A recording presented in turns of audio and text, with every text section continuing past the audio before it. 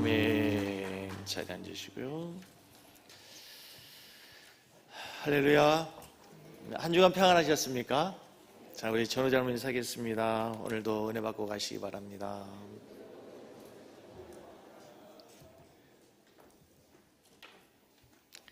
지난주 말씀의 제목 생각나십니까? 하나님의 말씀은 내 인생의, 내 신앙의 거울입니다. 하나님의 말씀은 거울입니다. 지난주 거울 많이 보셨습니까? 네. 오늘 말씀은, 하나님의 말씀은 우리 신앙의 원리를 가르쳐 줍니다. 우리가 흔들리지 말아야 될 신앙의 원리, 어떤 경우에도 흔들리지 말고 여러분 붙들어야 될 신앙의 원리, 오늘 세 가지를 말씀 속에서 우리가 살피도록 하겠습니다. 첫 번째 신앙의 원리는 이것이 과연 유익한 것인가? 오늘 본문 말씀 23절, 24절을 한번 보시면 같이 읽어보겠습니다. 모든 것이 가하나, 모든 것이 가하나, 모든 것이 유익한 것은 아니니, 모든 것이 가하나 모든 것이 덕을 세우는 것은 아니다. 한 가지 중요한 것은 모든 것을 우리들이 다 할 수 있는 자유가 있습니다. 모든 것을 선택할 수 있는 권리도 우리에게 있습니다. 그러나 한 가지 생각해 봐야 될 것은 이것이 과연 유익한가? 이 말씀은 지금 어떤 흐름에서 오는 겁니까? 고린도전서 9장의 우상의 재물에 대해서 얘기하는 거예요. 바울 사도는 고린도전서 9장에서 우상의 재물을 먹어야 된다, 먹지 말아야 된다? 먹어도 되고 안 먹어도 되고, 신앙이 성숙한 자 바울에게 있어서는 우상이라는 것은 아무것도 아니에요. 나무나 돌이나 그게 무슨 상관이 있어요? 거기에 들여지는 우상에 대해서 바울은 얼마든지 먹을 수 있어요. 그러나 바울 사도는 뭐라고 했습니까? 만약 그것이 연약한 성도에게 시험거리가 되고 실족해 한다면 나는 영원히 고기를 먹지 않겠다.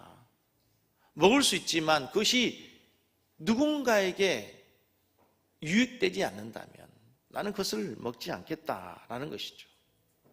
그렇습니다, 여러분. 모든 것이 가합니다. 내가 선택할 수도 있고 버릴 수도 있고 먹을 수도 있고 먹지 않을 수 있습니다. 그러나 생각해 봐야 됩니다. 유익한가? 내 영혼이 유익한가? 내 가정이 유익한가? 내 셀이 유익한가? 우리 교회에 유익한가? 여러분, 내가 고민해야 될 신앙의 원리는 바로 그것입니다. 내 신앙의 성장에 과연 이것이 얼마나 유익한지.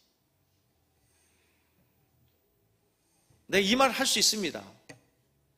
할 수 있는 자유도 있고 하고 싶어요. 그러나 그것이 과연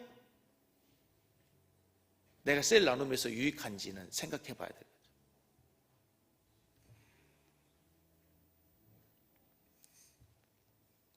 사람에게서 참 먹는 것이 중요하죠. 그리고 먹는 것 앞에서 되게 유치해집니다, 사람이. 한 끼 정도는 괜찮은데요. 하루 굶고 이틀, 3일 금식에 보면요. 먹는 것이 얼마나 중요한지 먹는 것 앞에서 장사 없습니다. 이 본문의 말씀, 모든 것이 가하나 유익한 것이 아니요, 이 말씀을 좀 이렇게 설명해 보면 어떻겠습니까? 며칠 전 우리나라 그 국회에서 여러분 이제 3년 후에는 보양식, 영양식이라고 얘기하는 개고기를 팔 수 없도록 법안이 통과되었습니다. 그런데 생각해 보면요, 보신탕이라고 하고 영양탕이라고 얘기하는 그 개고기는요, 우리나라의 전통 음식입니다. 그렇죠? 서민들이 그 무더위를 즐기는 영양을 보충하는 데 있어서 최고의 음식이었습니다. 그래서 이름 자체도 보양식, 영양탕 이렇게 했습니다. 또 우리 교회 권사님들, 주방에서 요리하는 권사님들이 영양탕 요리를 얼마나 잘하는지 한번 노예 목사님들 모셔서 대접을 했더니 일사후퇴 이후로 최고로 맛있는 음식을 먹었다고 그렇게 칭찬한 적이 있습니다. 그런데 세상이 바뀌었습니다. 30년 전만 하더라도 집에서 개를 키울 때는 대부분 다 식용이었습니다. 그렇죠? 요즘에는 달라졌습니다. 집에서 기르는 개를 옛날에 뭐 백구야, 뭐 황구야 아닙니다. 이제 반려견, 같이 사는 애완견. 세상이 얼마나 바뀌어졌는지. 우리 성도들이 강아지를 부를 때 뭐 그렇게 부르더라고요. 엄마한테 와, 아빠한테 와. 엄마가 되고 아빠가 돼버렸어요, 완전히. 진짜 가족처럼 살더라고. 산책하러 다니는 거 보면은요, 자기를 위해 산책한 것이 아니라 강아지 때문에 억지로 산책하더라고. 우리 조카도 보니까 그렇게 힘들게 직장 생활로 와서 어쩔 수 없이 자기를 위해서가 아니고 1시간 동안 산책하는 거예요. 누구를 위해서? 개님을 위해서.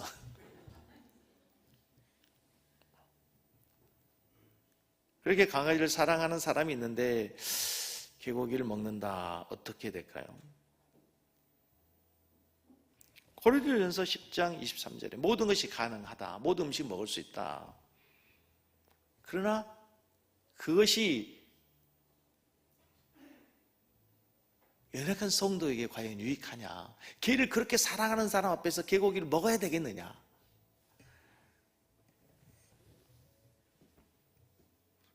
그리고 난 다음부터 제가 그렇게 좋아했던 개고기를 교회에서 먹지 않습니다.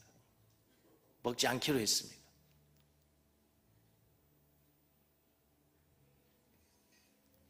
근데 여러분, 이것이 이제 단순히 먹는 것만의 문제가 아니라 우리 신앙인들이 가져야 될 원칙이 바로 이거라는 거예요. 내가 자유가 있어요.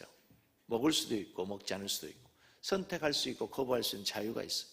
내가 누릴 수도 있고 버릴 수도 있어요. 모든 게 가능하단 말입니다. 그러나 유익한가를 생각해봐라. 19금 영화, 성인 영화, 19세 되면 이상이면 성인이면 법적으로 볼 수 있습니다. 가능하죠. 그러나 그게 유익한가? 내 영혼에, 내 신앙에 유익한가? 우리 가정에 유익한가? 생각해 보라는 거죠. 유익하지 않으면 자유를 포기해라. 권리를 포기하겠다는 거예요. 바울이 지금 그런 얘기한 거 아닙니까? 나 음식 먹을 수 있다. 내 신앙에서는 우상에 들어진 제물이고 아무것도 아니니까 먹을 수 있지만 누군가 실족하면 포기하겠다. 영원히 먹지 않겠다.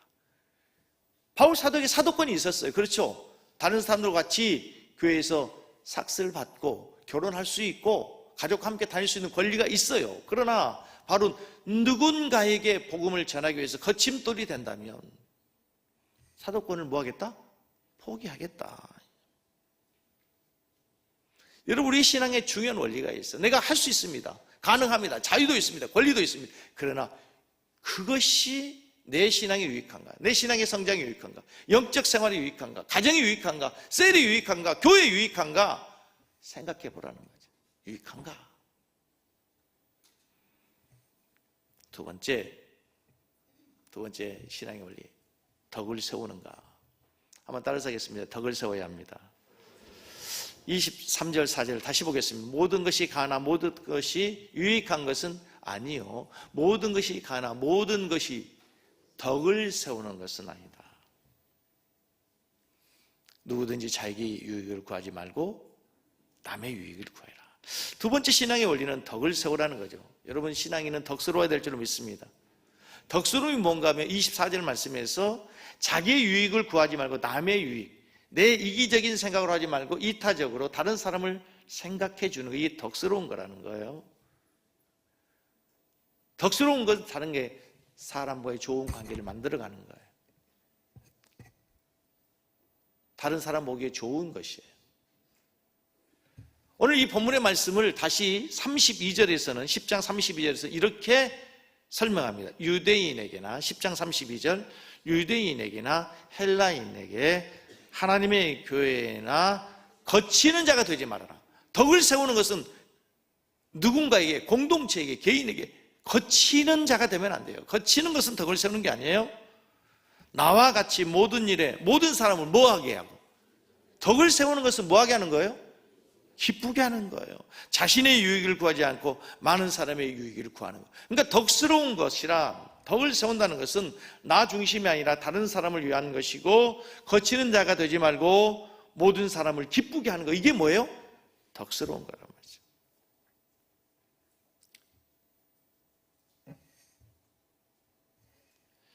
베드로 후서 1장 5절에서 우리가 얼마 전에 살폈던 것처럼 우리 신앙인들이 이제 성숙할수록 한 단계씩 올라가야 되는데 1장 5절 읽겠습니다. 그러므로 너희가 더욱 힘써 믿음에 뭘 더하라고요? 덕을, 덕에 지식을, 지식에 절제, 절제 인내에, 인내에 경건을, 경건에 형제 우애를 더해라 그랬어요. 그리고 마지막 사랑을 더해라. 그러니까 구원받았어요. 이제 구원받은 믿음 위에는 반드시 뭘 세워야 된다고요? 덕을 세우라는 말이에요. 뭘 세우라고요? 사랑하는 성도님, 이제 믿음으로 구원받으셨습니까? 구원받으셨습니까? 이제 그 믿음 위에 덕을 세우시기 바랍니다.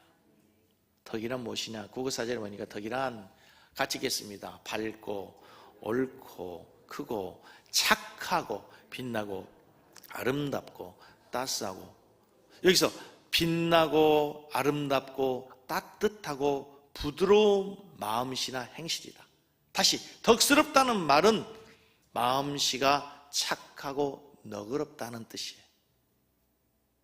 덕스러운 것은요, 밝아요, 옳아요, 커요. 옹졸하면 덕스럽지 않잖아. 사람이 좀 옹졸한 사람 있잖아.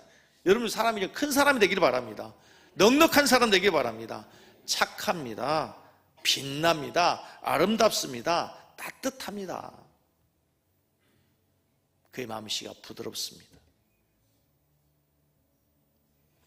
헬라어에서 이 본문의 단어는 아레떼라고 했어요. 아레떼라는 단어. 덕이란 단어, 아레떼의 헬라 원뜻은 뭐냐면, 따라서 하겠습니다. 인간의 탁월함, 인간의 탁월함, 고귀함, 훌륭함.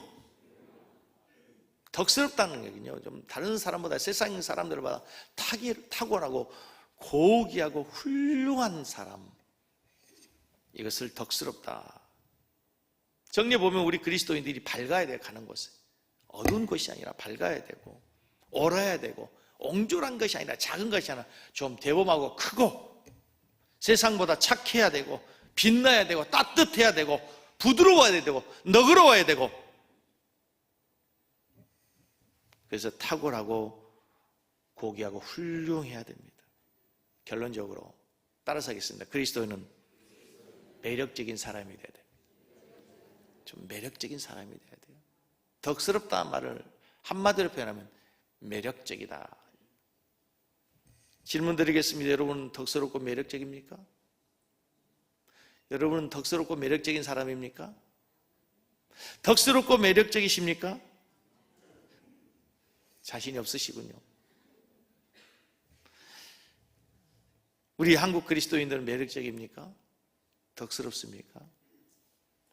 저는 많은 매력적인 그리고 덕스러운 우리 그리스도인들을 봅니다. 주변에 얼마나 많은 사람들이 보이지 않지만, 드러나지 않지만 덕스럽고 매력적으로 훌륭하게 사는 사람이 많은지 모릅니다. 그럼에도 불구하고 슬프게도 비기독교인들, 세상의 사람들의 눈에 그것이 잘 보이지 않는가 봅니다. 그들 눈에 보이는 기독교인들은 배타적이고 옹졸하고 덕스럽지 못하게 보이는 것 같습니다. 억울하고 뭔가 오해가 있긴 하지만, 쉽게 말해서 세상 사람들이 우리 그리스도인들을 볼 때, 말할 때 재수없다고 얘기합니다. 매우 부도덕한 인물들로 방송에서, 언론에서, 드라마에서, 영화에서 표현된 것이 너무나 많습니다. 전 세계적으로 방영되었던 오징어 게임에 보면은 부도덕한 제일 대표적인 사람, 세 사람 모두가 다 기독교인으로 묘사되고 있습니다. 비호감적인 인물입니다. 기독교인들 왜 그렇게 비호감적인 인물로 설정할까요? 대놓고 이야기할까요? 안 믿는 사람들에게 그게 먹힌다는 거죠. 그게 공감된다는 거예요. 더 글로리라고 하는 드라마에 등장하는 여자 주인공도 기독교인이고 목사의 딸이고, 억울하지만 우리 그리스도인들을, 교회를 세상이 저렇게 본다는 것입니다. 매우 무례하고 밥맛이라는 거죠. 그래서 이런 책도 나왔습니다. 제목만 봤습니다. 보지는 않았습니다. 무례한 기독교. 특별히 불신자들의 눈에는 우리 그리스도인들이 굉장히 무례하고 불의하게 보인 것 같습니다. 사진을 보시면 사찰에 들어가서 손을 들고 통성으로 기도합니다. 섬기는 교회 와서 통성으로 기도할 일이지, 사찰에 가서. 무례하지 않습니까? 무례하죠. 단군상의 목을 자르고 낙서해 놓은 것을 여러분 뉴스에서 보셨죠? 무례한 거 아닙니까? 세상의 사람들이 그리스도인들을 보면서 뭐라고 얘기하겠습니까? 조계사 정문 앞에서 단체로 찬송을 부릅니다. 기독교인들이 우상을 숭배한다고 사찰에 방화했습니다.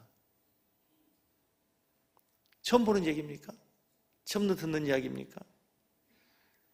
하나님께서 우상 숭배하지 말라는 계명은 우리 그리스도인들에게 주신 것입니다. 우리가 불살라야 될 것은 사찰에 가서 불을 살 것이 아니라 우리 안에 있는 우상부터 불을 질러야 됩니다.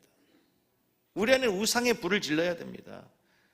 불신자들에게만 무례한 것이 아닙니다. 통로 그리스도인들에게도 얼마나 무례합니까? 교회에서 우리들이 때로는 얼마나 무례합니까?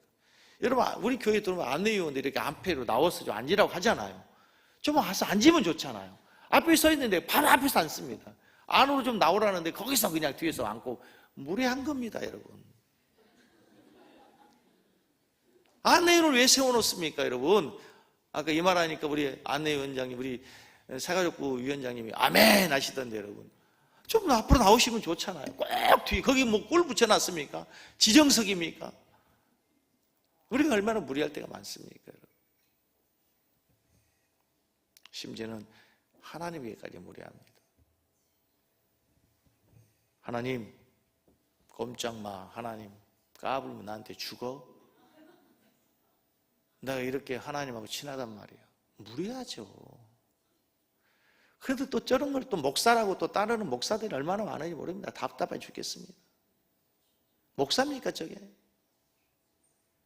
대통령을 향해서 막말을 하고 아무리 자기가 주장하는 것이 옳다 할지라도 무례한 거죠.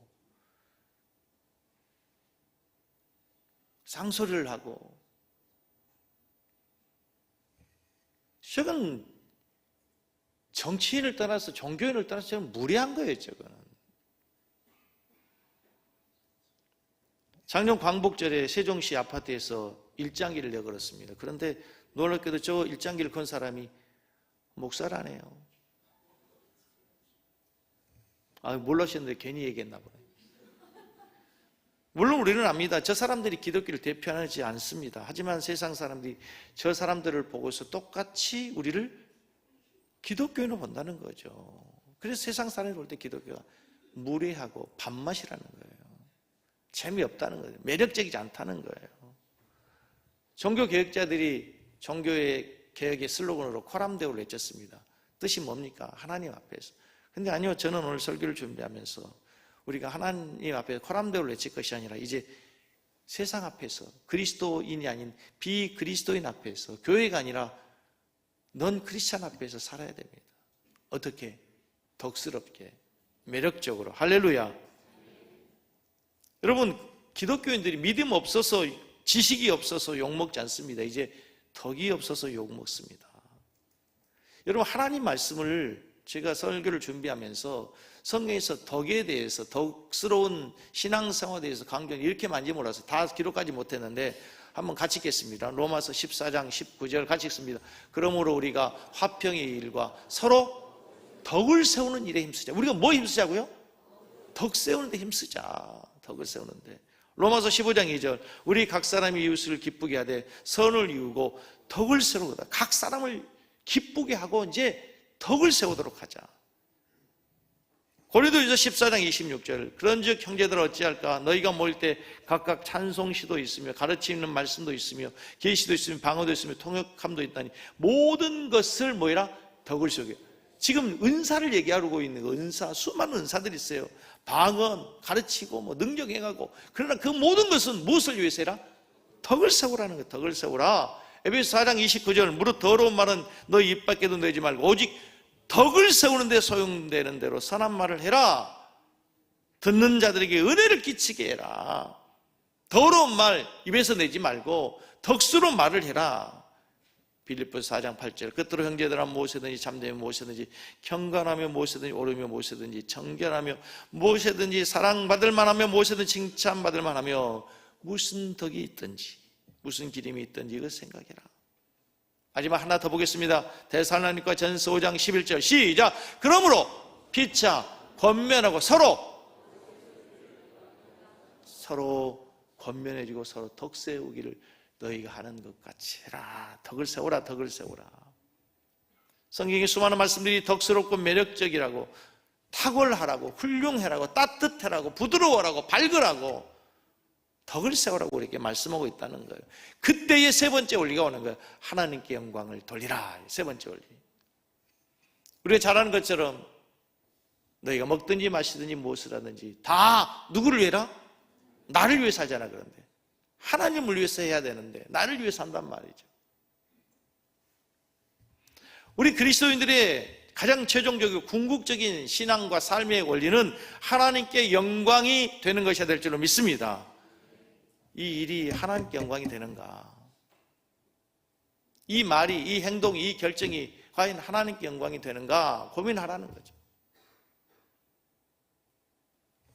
내가 이 말을 하는 것이 공동체에 유익이 되고 하나님께 영광이 되는가? 난 틀린 말은 안 해? 틀린 말보다 더 중요한 게 뭐래요? 덕스러운 말을 하라는 거예요.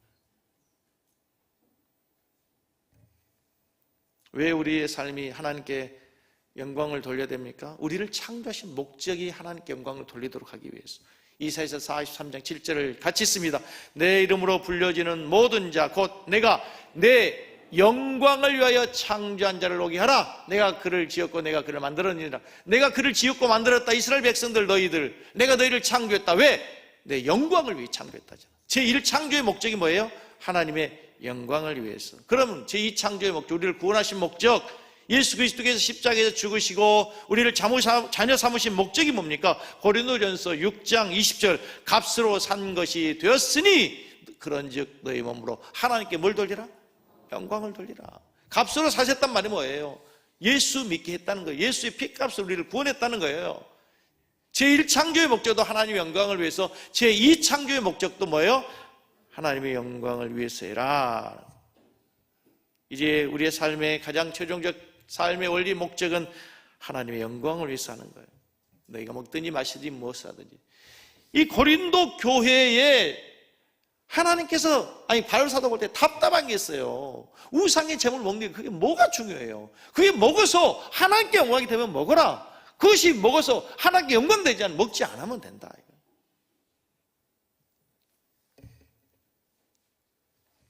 여러분이 하는 말이, 여러분의 행동이 많은 사람들 앞에서 떳떳하게 얘기할 때 부끄러움이 없이 말할 수 있으면 그것은 해도 되는 거예요. 그러나 그렇지 않는 것은요, 부끄럽다면, 자신 없다면 덕스럽지 못하는 것이죠. 우상의 제물을 먹어야 합니까? 먹지 말아야 합니까? 간단해요. 먹는 것이 하나님께 영광이 되면 먹으세요. 영광되지 않으면 포기하세요. 여러 가지가 될 수 있어요. 이제 주초 문제도 거기에 될 수 있어요.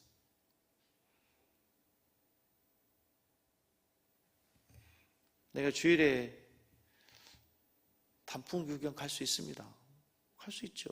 그럼 그게 유익한가? 내 신앙에. 하나님께 영광이 되는가? 셀 리더가 단풍 구경 가는 게 셀원에게 덕스러운가? 생각해보면 되는 거예요. 꽃 구경 갈 수 있어요. 덕이 되는가? 유익한가? 하나님께 영광이 되는가? 그렇죠? 초대교회도, 한국의 초대교회도 원래는 굉장히 덕스러운 공동체였습니다. 2000년 전 초대 그리스도인들이 덕스러웠어요. 그래서 하나님께 영광을 돌렸습니다. 기독교가 로마에서 갑자기 수많은 사람들에게 사랑과 존경을 받고 복음하게 된 결정적인, 유럽에서 교회가 복음화의 불길이 타오르게 된 게 여러분 잘 아시는 것처럼 코로나 때 많이 들었죠. 전염병이 돌 때 수많은 사람이 다 피해서 자기 생명 살자고 숨어 들어갔습니다. 길거리에 죽어가는 사람들, 전염병으로 죽어가 쓰러진 시체들이 나뒹구고 있었습니다. 그때 이름 없이 빛도 없이 누군가 나타나서 그 시체들을 치우고 그를 깨끗하게 청소한 사람들이 있었습니다. 누군가요? 알아봤더니 그리스도인들이었습니다. 매력적인 거죠. 훌륭한 거죠. 덕스러운 거죠. 한국 기독교도 마찬가지였습니다. 이렇게 교회가 오늘날 영광스러운 부흥의 열매를 거두게 된 것은 기독교가 덕스러워서 매력적이어서 세상 사람이 보기 훌륭했습니다. 따뜻했습니다. 보기 좋았어요. 구한말 독립신문 사설에 보면 정말 감동적인 사설이 실려 있습니다. 이렇게 되어 있더라고요. 같이 한번 읽겠습니다. 세상에 교가 많이 있으되 어느 교회에서 예수교 같이 사람을 천하만국에 보내어 온갖 고생을 다하며 참 착하고 남을 불쌍히 여기는 교회는 세상에 다시 없는지라. 어느 교회에서 예수교와 같이 사람을 천하만국에 보내어 자기의 돈을 들여가며 이렇게 다른 나라 사람을 도와주리요. 초기 한국 교회 그리스도인들이 선교사들이 한 일들을 보고 신문에 사설이 이렇게 적힌 거예요. 많은 교가 있지만 유교, 불교, 도교, 천도교 수많은 교가 있지만 예수교처럼 이렇게 많은 돈을 보내서 사람들을 불쌍히 여겨주고 착하게 자기의 돈을 들여서 돌봐주는 종교가 어디에 있느냐. 매력적으로 보인 거죠. 훌륭하게 따뜻하게 보인 거예요. 한국의 기독교인 3% 정도밖에 되지 않았을 때 사람들이 교인들을, 성도들을, 그리스도인들을 이렇게 소개했답니다. 이 사람 교회 다녀, 예수쟁이야. 이 말의 뜻은 이 사람은 술, 담배 하지 않아. 재미는 없는데 믿을 만한 사람이야. 예수쟁이야. 이 말은 내가 보증할게. 믿을 수 있어. 근데 좀 재미는 없어.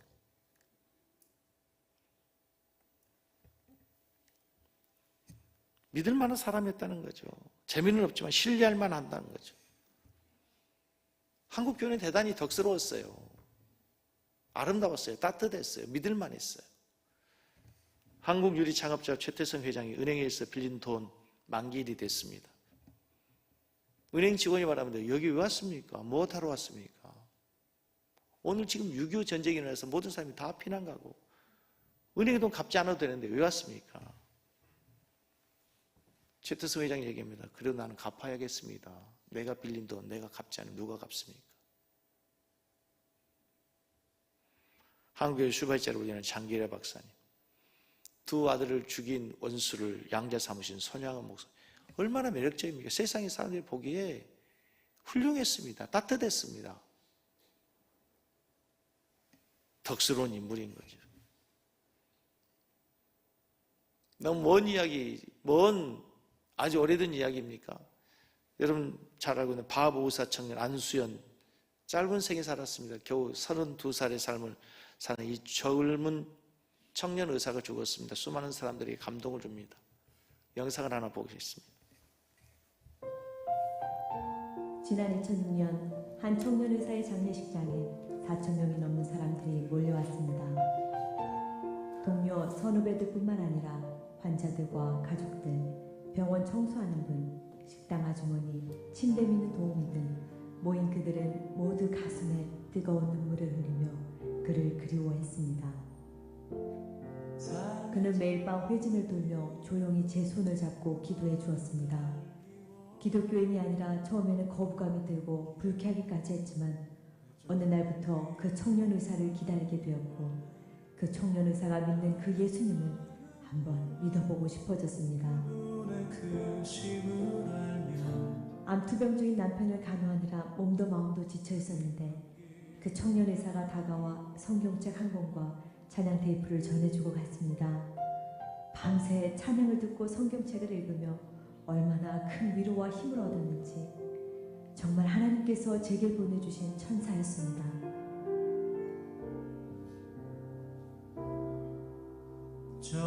병원 매점 앞에서 오랫동안 구두를 닦아왔는데 제게 항상 허리를 굽혀 공손하게 인사하는 의사는 그 청년이 평생 처음이었습니다. 그 겸손한 모습에 예수 믿는 사람들을 다시 보게 되었습니다. 그 청년 의사는 퇴원하여 집에서 투병 중인 아들을 잊지 않고 찾아와 늘 격려해주고 꿈을 심어주었습니다. 아들은 아직 침대에 누워있지만 이제 다른 사람들과 교회들, 열방을 위한 중보기도자가 되었습니다. 일일이 다 열거할 수 없는 수많은 사람들에게 사랑을 나눈 그 청년 의사는 바로 고려대학교 의과대학병원의 내과 전문의였던 안수연 형제입니다. 의사로서 심히 바쁘고 분주한 가운데서도 그는 늘 마음의 귀를 열어 환자들의 얘기를 들어주었고 죽음을 맞이하는 환자의 가족들을 위로하기 위해 영안실을 찾기도 했습니다. 돈이 없는 환자 대신 병원비를 내어주기도 했으며 2000년도에 있었던 전국 의사파업대회는 수많은 비난과 불이익의 위협 속에서도 홀로 병원에 남아 밤을 새우고 끼니를 걸러가며 환자들을 지켰습니다. 2006년 33세에 하나님의 부르심을 받기 전까지 그는 평생 참 의사로서 청년 모임과 성경 공부 인도자, 주일학교 교사, 성가대원으로서 하나님께 우선순위를 두고 늘 예수님을 닮기 위해 자신의 모든 것을 아낌없이 나누어 주었습니다. 비록 예수님과 같은 짧은 생애였지만 그의 소망대로 하나님은 그를 통해 수많은 사람들에게 생명을 전하게 하셨고 그를 수많은 사람들이 예수님을 기억하도록 돕는 매체가 되게 하셨을 뿐 아니라 그를 만난 사람들의 마음속에 이제 그의 삶을 예수님의 흔적으로 남게 하셨습니다. 그 높은 길로 가기 원하. 얼마나 덕스럽습니까? 얼마나 아름답습니까? 얼마나 매력적입니까?